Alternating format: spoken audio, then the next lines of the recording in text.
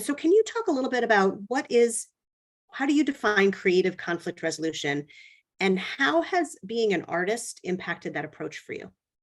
Yes, absolutely. So there's two frames. I'll start with creative conflict and what does that mean and what does that look like?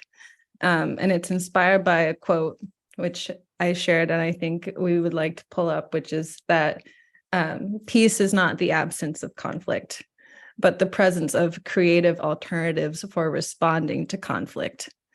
And when I read this quote, it really hit me at my core, because I think that so often it's easy to think that because no one is arguing that you have accomplished peace, right?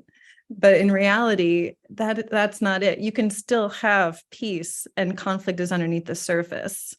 And so this quote in particular really activated me in terms of thinking about what are those creative alternatives to responding to conflict that leverage things like colors, textures, shapes. There's so much that we don't have words for when it comes to describing our experiences and describing our emotions.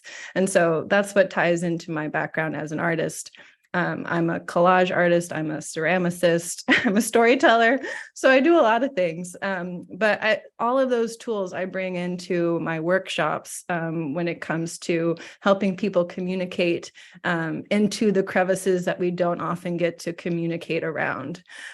So here is a really great example of one of my recent workshops where I invite my attendees to create collage masks. And those collage masks represent their conflict style. And so in this example, using creative approaches to unlock ways to talk about ourselves, to talk about our behaviors, our approaches, I think the thing that I think that's powerful about art is that it allows us to exist outside of ourselves. And so making it easier or a little bit more tangible to talk about the things that are really hard to talk about.